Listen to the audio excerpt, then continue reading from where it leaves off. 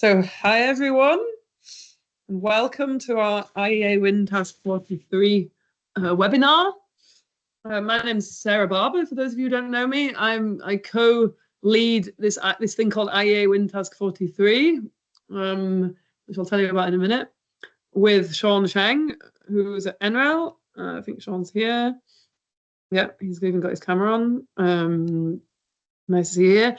And I'm from the Eastern Switzerland University of Applied Sciences. And we do quite a lot of research and development on cross-cutting topics related to digitalization, trying to get value out of data and things like that. And yeah, today we're going to talk about ontology creation and publishing for wind energy. Just as a starting slide, which I've started to do in all my meetings. I work with the diversity committee of the European Academy of Wind Energy, and we just like to remind people at the beginning of meetings to try to use gender-sensitive language to make people feel included, to try to use non-violent communication to help constructive conversation, and to practice active listening to empower people to find solutions themselves. If anyone wants to talk about that or has any comments, then please do that separately with me. I'm happy to discuss. So the agenda for today is that I'm going to quickly do an introduction of Task 43. I'm going to pass over to my colleague, Yuri Marikowski, who's going to do most of this workshop. So first he's going to talk about ontologies and why they're important in wind energy. And then he's going to do a demonstration of a process for creating and publishing your own ontology. And the idea is that at the end, we have a quick Mentimeter-based discussion. It's been proven to be an effective way of getting lots of inputs from you. We're really interested to hear what you think about the topic. And so we'll try to reserve at least that amount of time at the end. It's Yuri's fault if it doesn't work. So just quickly to IEA Wind Task 43. So IEA is the International Energy, actually, what is it? Association? I've forgotten actually what the A is. Anyway, agency. Agency. Thank you. I'm just completely blanked on the A. International Energy Agency, and TCP is a technology collaboration program. And there's several of these programs for different energy technologies.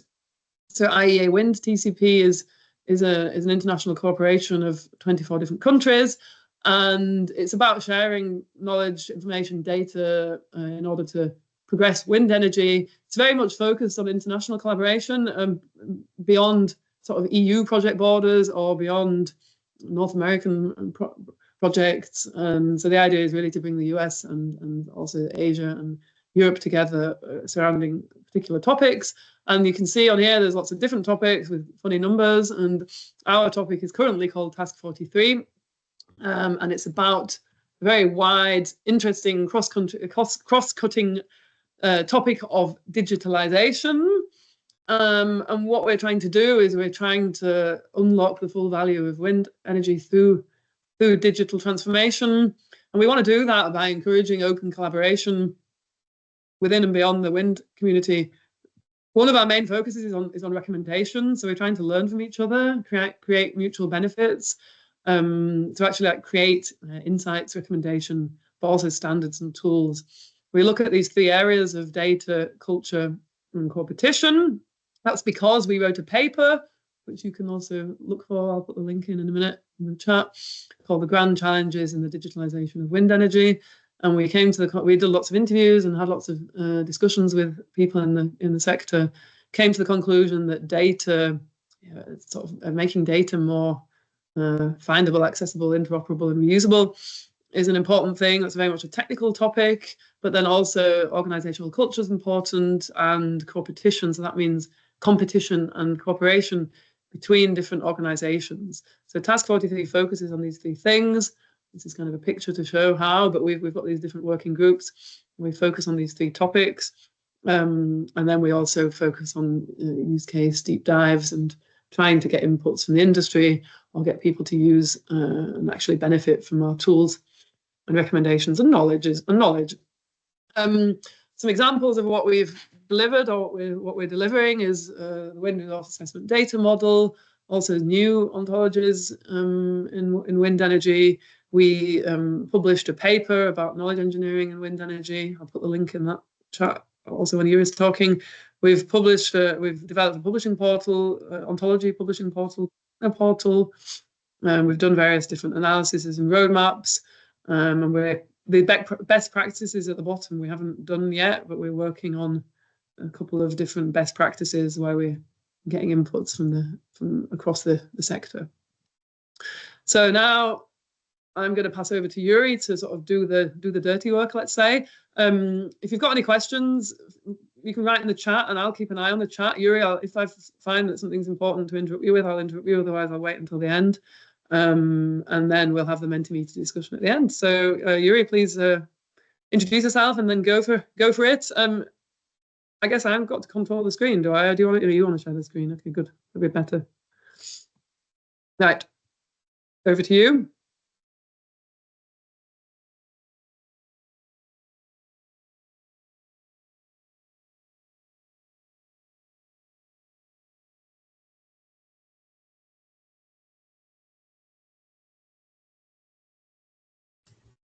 Okay.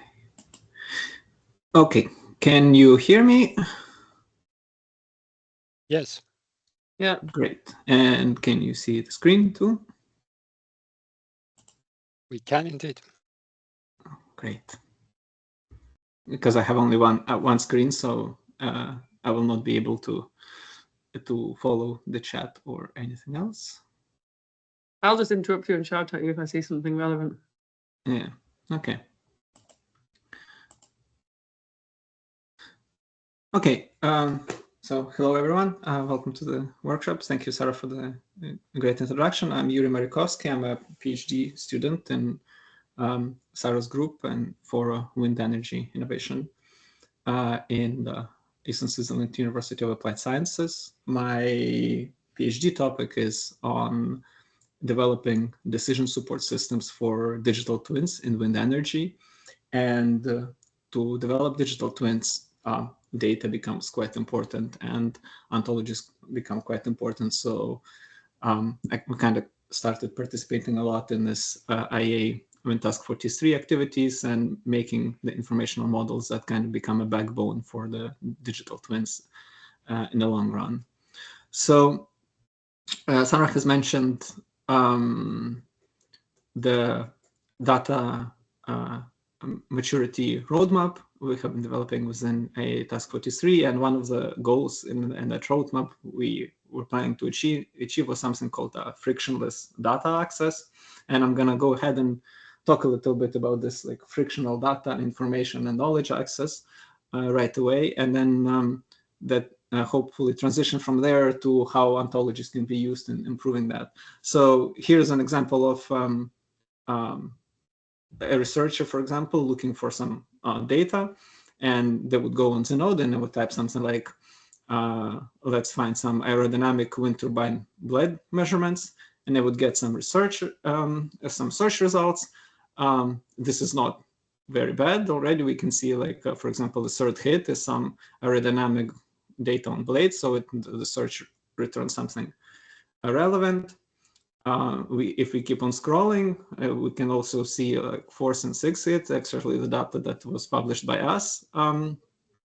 It's some aerodynamic measurements and some old measurements done within by ACN, within another IEA wind task. But what I would want to draw attention to is, if we see on the left, we can filter the results by subjects, and that is one of the points right away, that the subjects that are suggested are not actually relevant for us.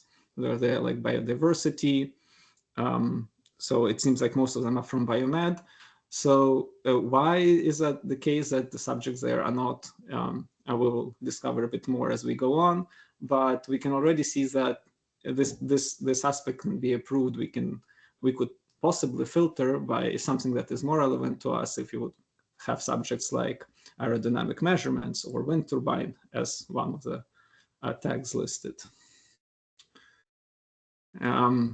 If we use another search tool, let's say if we go on Google and I found, and that would be like probably a pinnacle of frictionless information access in the e-commerce industry. If I would go on Google and try to look for buying a red sofa, I get right away very nice hits on here's so the Google obviously figures out that, okay, I'm doing the search from Switzerland, from Zurich area. Here are some stores you can look for sofa.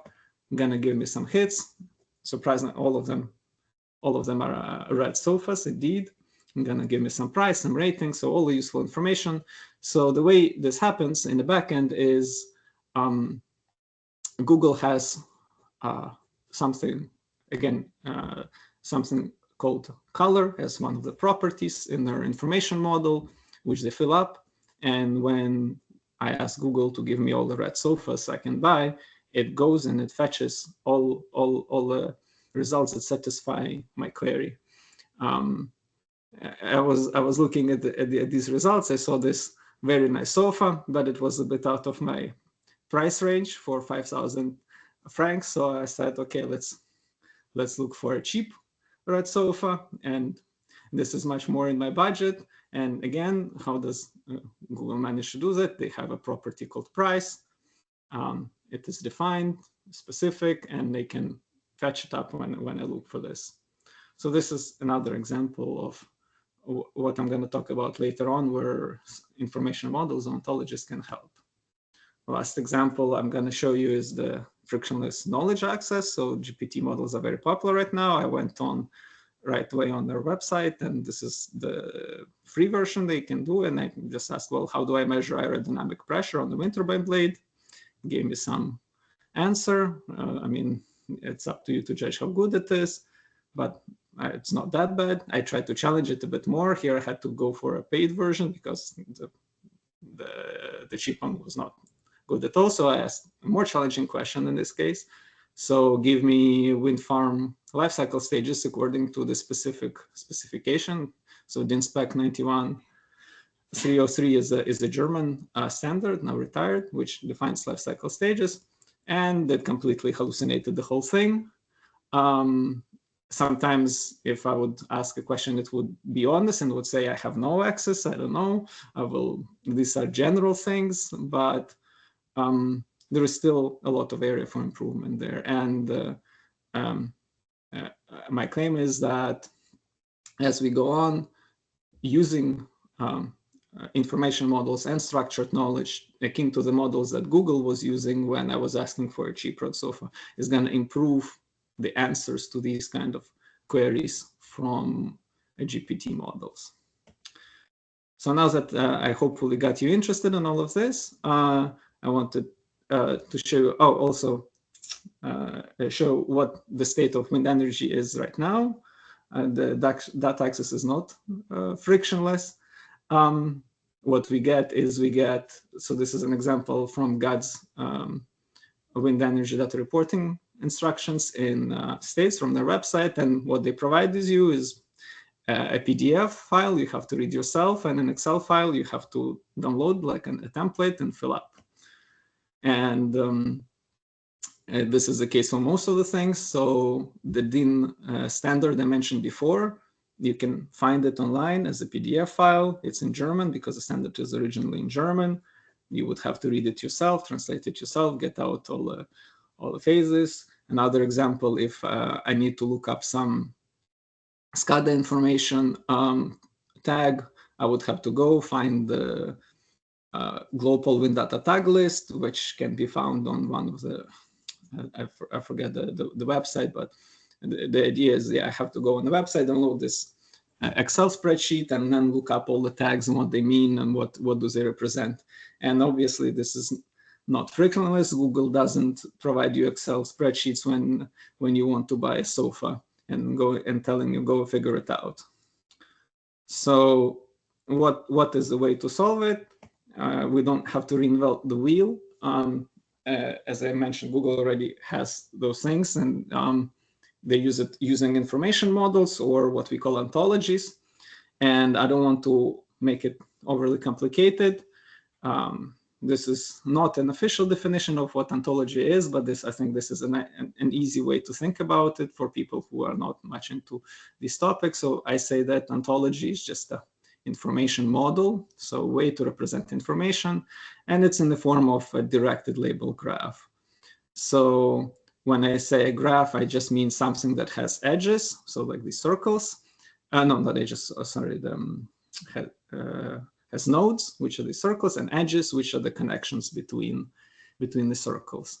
And it's a directed graph, so the connections, they have a certain direction, and labeled, meaning every node has a label and every connection has a label too. And the idea is that the nodes, they represent some kind of concepts or instances, and the edges, they represent relationships. So here I show an example. We have from the schema.org, again, the same information model that Google uses. As I said, it is for e-commerce, so they are quite pointed towards using things like product and product model and certification, all the things that would be important in e-commerce. So these concepts are defined in our information model. And what we can do is we can connect other concepts from our wind energy domain to these kind of concepts. So we have a wind turbine as a concept, and we say it's a product. Other terms you will hear me use a lot in the presentation, and people use when they start talking about information models or ontologies. So one term I already said, information model. Another term is controlled vocabulary, and I find it useful to think about it as just a form of an ontology. It's no longer a graph. It's just we list all the concepts and no connections between them. So here as an example, we just say, okay, wind turbine is some concept we are interested in, and we just define that it exists. Same vertical axis wind turbine, horizontal wind turbine, so on, product thing. Another term is taxonomy, which is a hierarchical organization. So again, it's sometimes useful to think about it as a graph. And the only difference from an ontology is that all these connections, all these relationships are of a type, is a subset of. So and we can say horizontal axis wind turbine is a type of a wind turbine, and the wind turbine is a product, and it's a thing. The thing is like the most general thing ever. Sometimes when people say taxonomies, they refer to something that is called the simple knowledge organization system taxonomy. The definition here is a bit broader. It doesn't have to be specifically a subsumption relationship, doesn't have to be of a type. It can be any other relationship. So the term they use, for example, in Scott's taxonomies is just broader. So it can be anything. So this is an example of a taxonomy we were formalizing of wind turbine parts from a Relia Wind project. And so we would have like, okay, blade, hub, pitch system. Technically, it would be the relationship between those three things, and the rotor model would be part of, but we can just say, okay, more broader thing is rotor. And again, more broader thing is a wind turbine. The last term I would want to mention is knowledge base or knowledge graph. So again, it's to me, it's a type of an ontology. The only thing that we add here is instances. So instances are, as opposed to concepts, are just specific things that we put, and they exist as a kind of like we put in a container of an ontology, if you want to think about it this way. This is a slide that my colleague Marcus prepared, and I think it's quite useful too. So we can think about in general that all of these ontologies can later on be also linked together between different ontologies. Similar concepts can be mapped between each other. And we also have some hierarchy of these information models, ontologies. We can have very general top level ones, like here I have basic formal ontology, BFO, or simple knowledge organization system model, which is a very general thing. And then we can go to more specifics like open energy ontology, the wind energy domain ontology we are working on developing, and all the way down to specific application ontology to your use case. And what usually happens is that these more general ontologies, they have basic concepts, but they don't have that many specific instances. And the more we go to application, the more we try to put some actual specific instances or specific knowledge that pertains to our application. So, a quick summary. Let me check how I'm doing on the time. Okay, not that bad. A quick summary. Ontology is a directed labeled graph. Nodes represent concepts or instances. Edges represent properties or relationships. Overall, the terms that for ontology are information model, taxonomy, controlled vocabulary. Sometimes people say semantic artifact to mean all of these things too. And another term is a schema. It's a bit more rare in terms of when we talk about information models, but as I mentioned before, schema.org, they call it a schema. Well, essentially it is ontology. Very often people use schema to mean validation schema, so like JSON schema, and the setting there is a bit different. The use cases for ontologies, as I mentioned in the very beginning, there were the metadata, so to provide more context to data, to make data fair, findable, accessible, interoperable, reusable. So in data catalogs, we can use the defined tags from controlled vocabularies to define tags we want to search for findability. We can provide additional context to data, so helping annotating the data and helping the data exchange and reuse, so interoperability and reuse. The use case I have not mentioned, but again, it exists for data validation and verification. So you might want to look up things like JSON schema or shackle shape expression language. Ontologies provide a foundation for knowledge bases. So as I said, if we start populating ontology with specific instances, we can create something that is called the knowledge base, and then we can ask questions from this knowledge base. So just like Google queries their knowledge base to provide you answers, the same way it can be used for your specific application. Here, the relevant things are graph databases like Neo4j, and we can look into queries for information retrieval like Sparkle, which is a semantic web technology, or Cypher, which is for the Neo4j, for example. You can think of these things as similar to your regular relational database queries like SQL, but just on the graph structure instead of a table structure. In the old times, ontologies were used to reason about information, so they were called expert systems. Now, as we move into LLM and large language model assistants, the term you might want to look up is called grounded LLMs. So LLMs that use structured knowledge to improve their answers. If you want to look up more about the topic, you can look up the paper we wrote with Sarah and my colleagues from IA Task 43. So Anna Maria, I think, is here also, and Marcus Wins is here, and I'm not sure, maybe someone else, but this is the paper. It covers most of the topics that mentioned here, except for LLMs. That is going to be a topic of different papers that we are working on. So maybe we can take like 1 or 2 questions if it's super pertinent, and we can move on to the technical demonstration.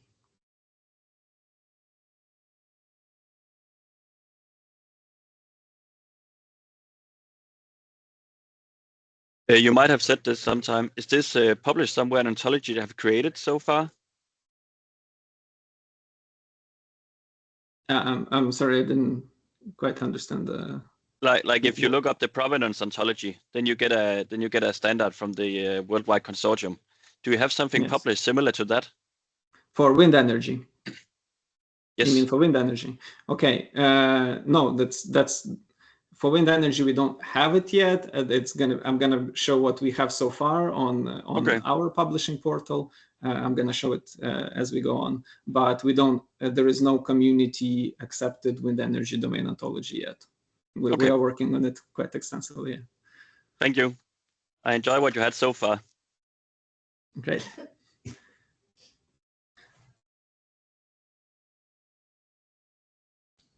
Okay, should we go on for the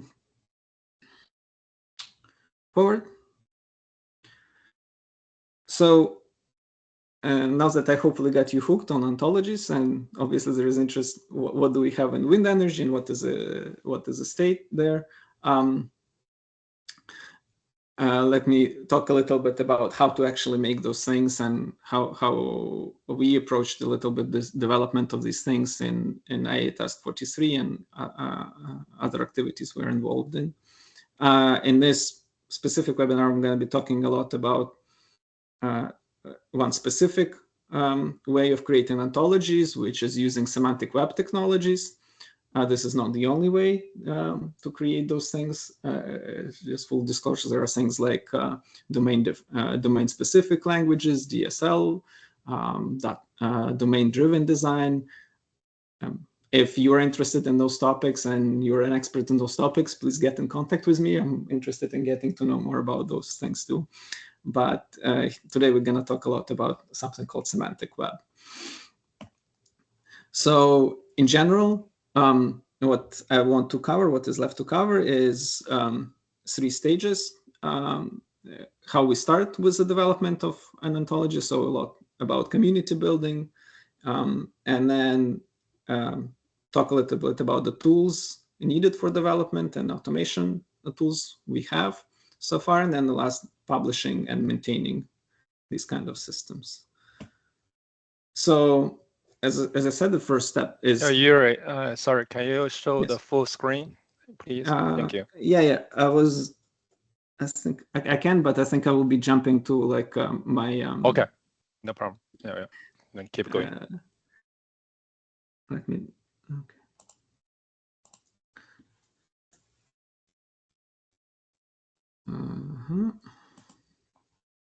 Okay.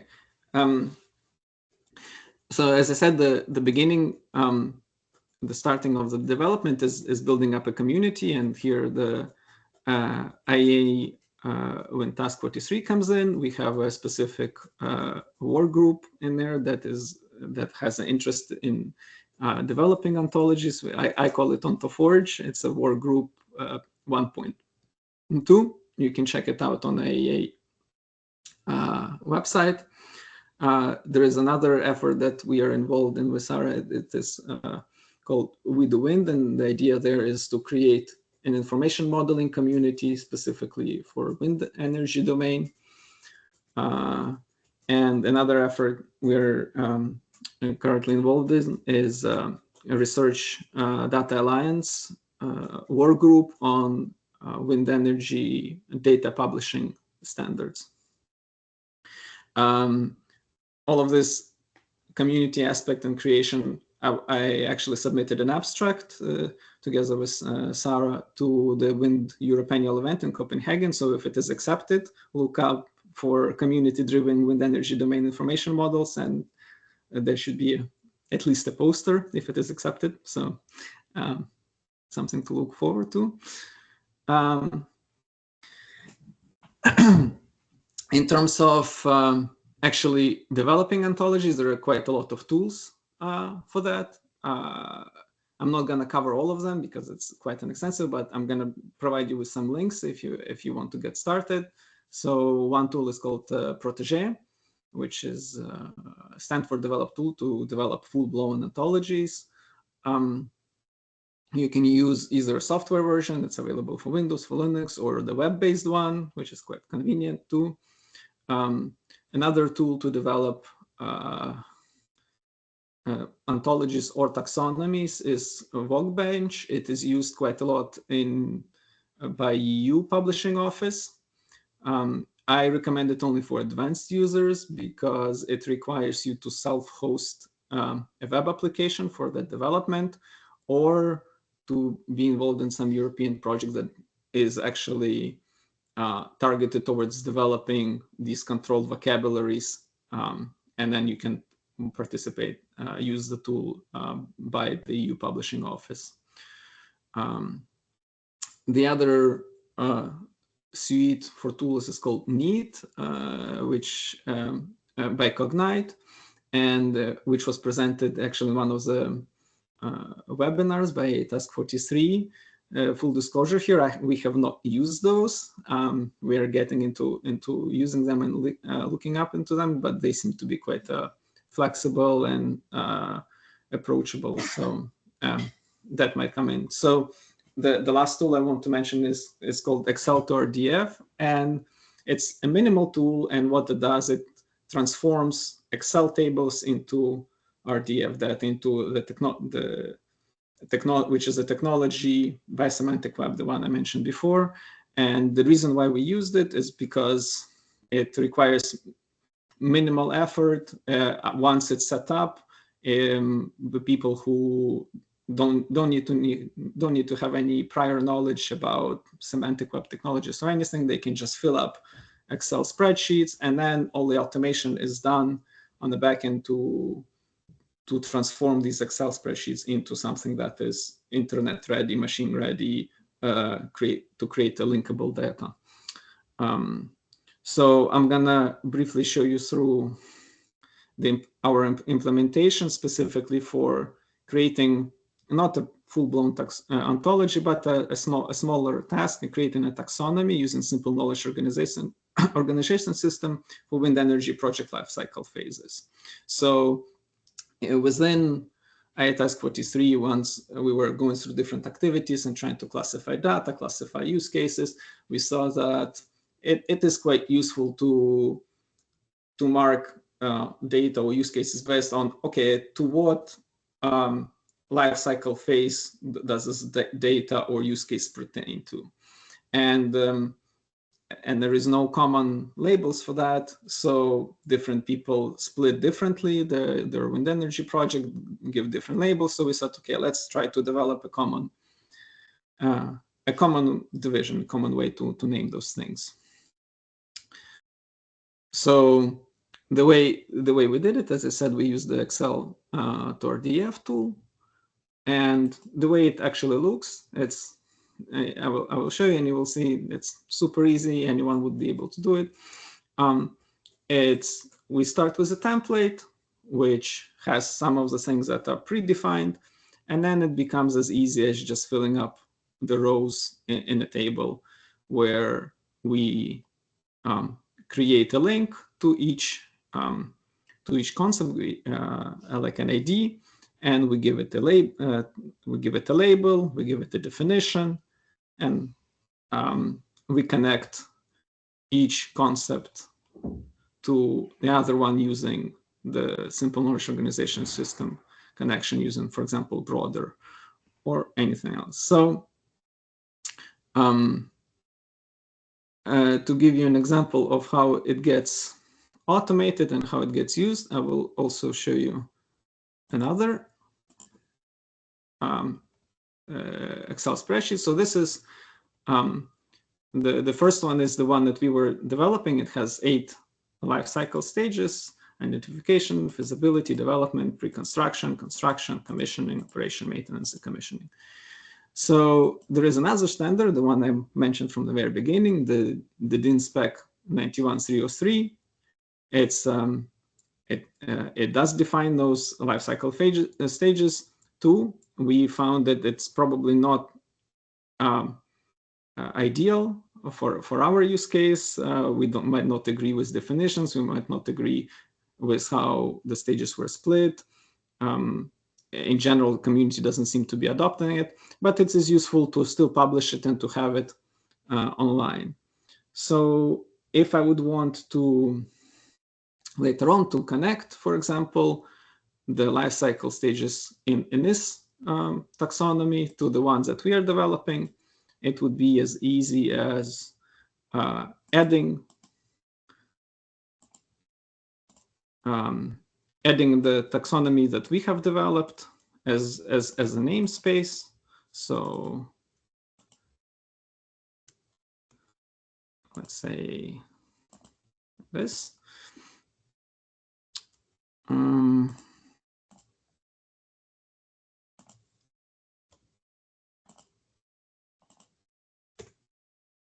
Okay, And then let's say I want to connect the decommissioning phase in this specific taxonomy to the life cycle phase and the process taxonomy we have been developing with IA task 43.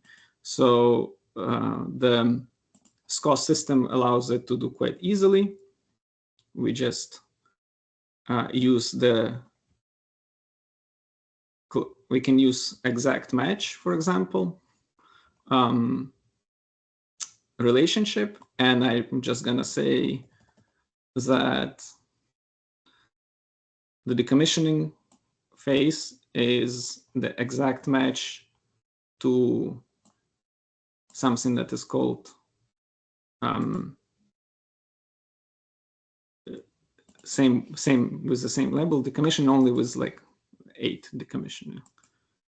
So I'm just gonna copy this.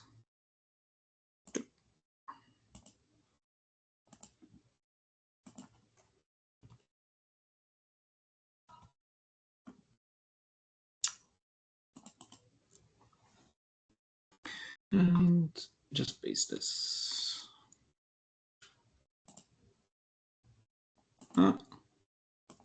Didn't do it. So let's.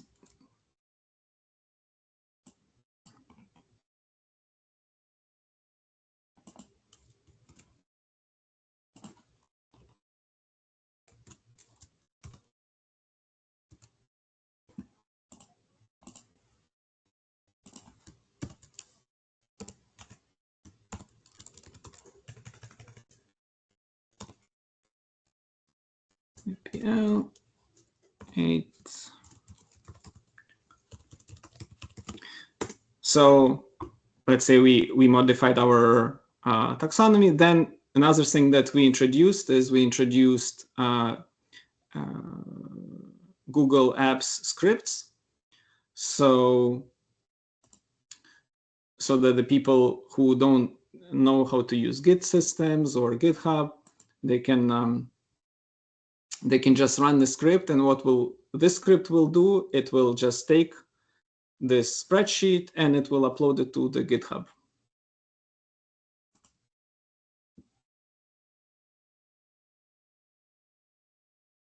Okay, so this is all preset. So basically what the user has to do is just to press the run button. So what had happened, it took the modified spreadsheet and it uploaded to the GitHub. So if I go to our GitHub page,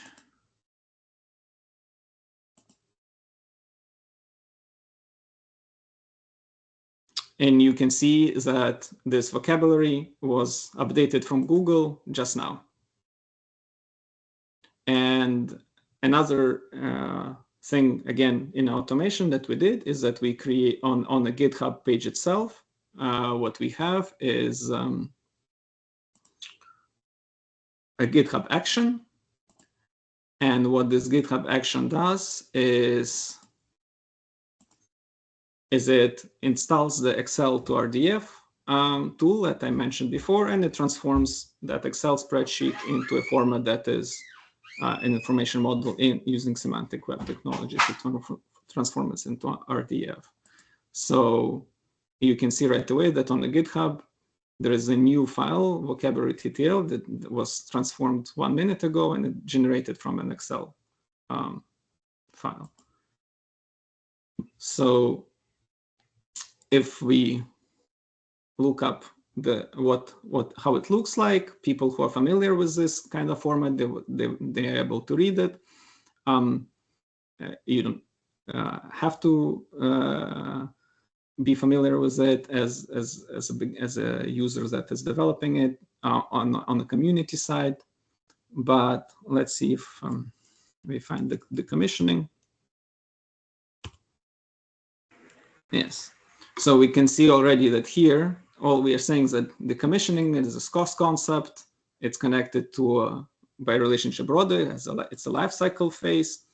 And we see a new addition that was created. It just says that the commissioning is exact match to a taxonomy of lifecycle stages and processes that was developed by AA and WinTask 43 with the label decommissioning. And all the rest are the original, for example, preferred label decommissioning, and in English, and in German preferred label. So this is a preview of the tools for development. The last thing we would want to do is we would want to document the things. So for documenting, we use something called Gitbooks.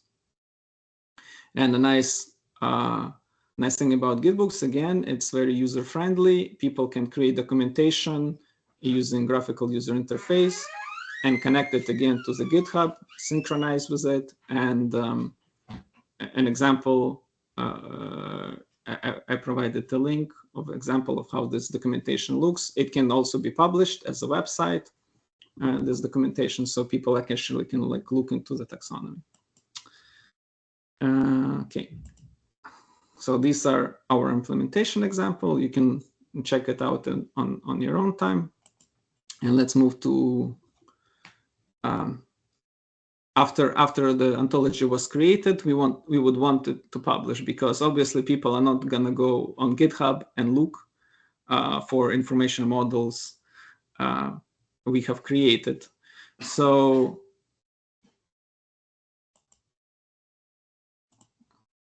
again, for this, there are several options. One is and the basic one is just we have to publish it somewhere on ontology hosting portals. So for the EU vocabularies I mentioned before, developed with Workbench tools, for example, the specific one is the EU Publishing Office. Let's see if I have it. Yeah, okay. So this is an example of EU vocabularies, EU Publishing Office. So if I search for something called EuroSciVoc, which is used by Zenodo for tagging, I can find the taxonomy of terms. It's a SCOS taxonomy for science. I can go browse content, and if I want to put a topic, I can put one of the terms that are used in this taxonomy. For example, engineering and technology. Let me try to find wind energy. Okay, there is wind power, for example, as a term defined in EuroSciVoc. Okay, let's go back to other things, other options. So other options is to have your own Cosmos tool. Again, it's for advanced users. You can host this web application. This is what DTU did with their initial set of taxonomies for wind energy. You can look up DTU taxonomies such as taxonomy of wind energy topics or activities. Another option is to participate in schema.org workgroups. As I mentioned before, schema.org is an ontology or information model developed originally by Google. It's a consortium of Google, Yandex, and I think Microsoft too, for e-commerce, but they are extending it right now. They're trying to introduce concepts from biomed, and I've seen the most recent edition, they introduced concepts like observation, which are obviously of interest for wind energy. What we went for in our specific use case, we had a grant from Swiss Open Science, Swiss universities, and we developed a version of an ontology hosting portal from TechnoPortal Alliance. So TechnoPortal Alliance developed this web software, and originally they created this thing called BioPortal for biomed community, which hosts all the ontologies informational models for biomed domain. They have more than 1,000 information models in there. They also had already ones for agriculture, for materials. So we thought we should have one for engineering and technology sciences, and that's what we did. And that is what I'm gonna show you in a moment. So if you go to this link, you will get to this hosting portal where you can host your ontology. You don't have to have an account. You can already start using them and looking. So for example, if I look, for example, for decommissioning, maybe I didn't spell it right.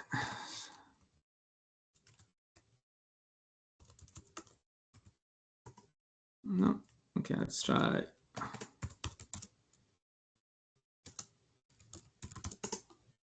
Okay, I can find the taxonomy, for example, the one I mentioned before. It's already there. And it has all the concepts we mentioned before in definitions. So you can view it, you can reuse it. If you would want to upload your own, all you have to do is create an account. I already have an account with them there. So let's go like this.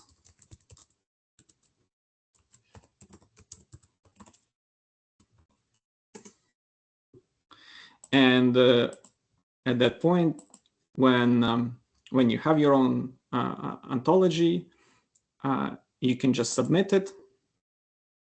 You would give it some name, give it some acronym, and you decide whether you want it to be public or you want it to be private or accessible only to some other account. And after you created an ontology, you just add one of the submissions. So basically like one version, you add some description. You decide what format it is. Is it a full ontology using OVAL web ontology language, or it's a SCOS taxonomy, the one I was showing before? Give a status tag. And here you have several options. One would be to upload the file if you have it. The one we use a lot, which is very convenient, is to use a URL. So that's where our GitHub file comes in. I would just go, for example, in this case, I would just go to the raw file and I would just take the link and give the link to the ontology hosting portal.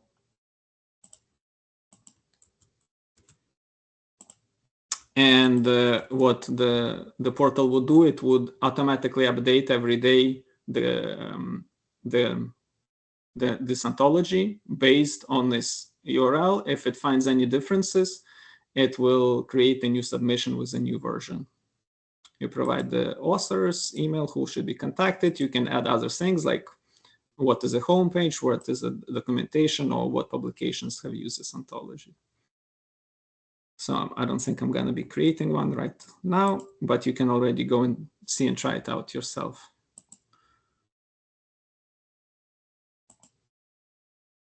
Okay, and let's see. I'll try to be super quick, like 2 minutes. After the ontology has been posted, published, other people can find it. They can. The idea is to start using it. The use cases are many.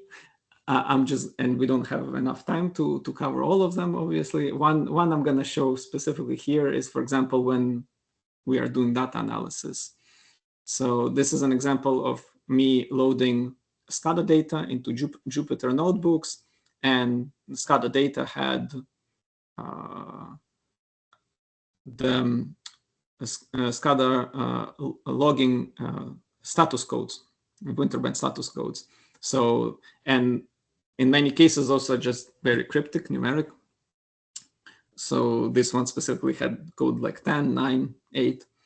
So what I do is we started developing this knowledge base, which would contain these error codes. It's also a part of another effort within IA Task 43 that Aris is leading in the work group, I think 3.4, if I'm not mistaken. So here's an example of me using a knowledge base. So if you go to this Jupyter notebook, okay, I'm going to disconnect this so I can run. So in this notebook, I already set it up, and people can try it out.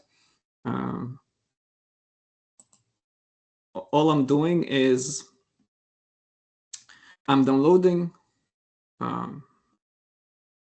the knowledge base from TechnoPortal, and this is just a knowledge base of all the error codes. And after I have downloaded it, I can perform a query on it. I can basically ask a question, the code with value 8, and in the English language, what is the definition of this code? And this is a kind of query people who know SQL can write. You can ask ChatGPT to help you write this kind of query. I saw it quite performing not bad at all on these kind of tasks. So I run it, and it gives me, okay, code 8 just means cable in the mass was wound to the right, and cable will unwind to the left. So just to show you that I'm not faking, let's try to do the same, but in German. And it gives me now the definition in German, right? How does it? We can go even further. We can modify a query, for example, a bit. And if our information model, our ontology that provides the foundation for our knowledge base is good, we can ask questions like, okay, but what is the type of this error code? To what class it belongs to? So here I wrote and modified the query bit, and it tells, okay, this type is auto reset error code. And this class of errors just means that error messages that automatically reset after fixing the cause. So not a big deal. We don't have to worry about it. So this is one example of use cases.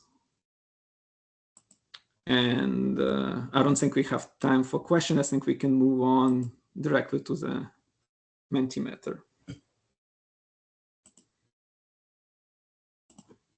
Yeah, thanks, Yuri. Thanks for that demonstration.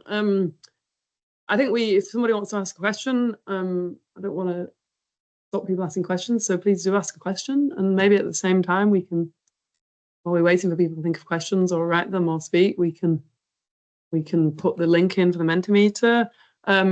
We have a question, will it be shared? Yeah, so we're gonna on our website where you signed up, we're gonna put the recording and the link to the presentation. And I'll send everyone who signed up for this event an email about that and publish it on LinkedIn. So you should be able to get that. Okay. Yeah. So Yuri, yeah, thank you so much. It's great. So maybe a question as an end user, if I want to specify my wind plant site and my turbine make and model, so how do I connect the ontology with those kind of information? Is it feasible? So yes, I mean, so the nice thing about these is that all the concepts are published and they're like a URL type concept. Okay. So all you do, if you do it, you use this RDF technology stack in your knowledge base. You just say, my model is this, but when you say model, you use the definition from the ontologies that has been published. You use the concept directly from the published ontology. Like, for example, like I connected I connected the decommissioning phase in a taxonomy based on the InSpec 91303 to the taxonomy of wind turbine life cycle stages, the one that we are developing right now. I just took the URL and connected it, and it just creates a connection right away. Let me go to the Mentimeter so we have some time. We can't really discuss the results now, but I'd quite like to get all the questions asked, and we have to do it, I have to do it one after another. So the first question is, what subject areas do you think would most benefit from industry standard ontologies? We have quite a lot of answers: operational wind farm, SCADA data set ontology, and a few on the system ontology. We don't have any others, which means I can skip that question. And then the next question is, what are you interested in doing with ontologies? For what application, if at all? Maybe you're just listening for information, but if you've got something where you're thinking you actually might apply ontologies, please write something in there. You can use the things that I mentioned in the use cases: metadata, LLMs. Materials testing, that's an interesting one. Yeah. Consulting.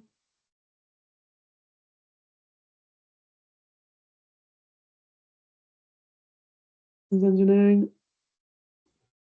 Digital twins, automation, machine learning, validation. Okay. I'm not going to comment on that. I'm just going to move to the next question. So how approachable do you find the processes that Yuri was talking about? Just on a scale of very difficult to very easy.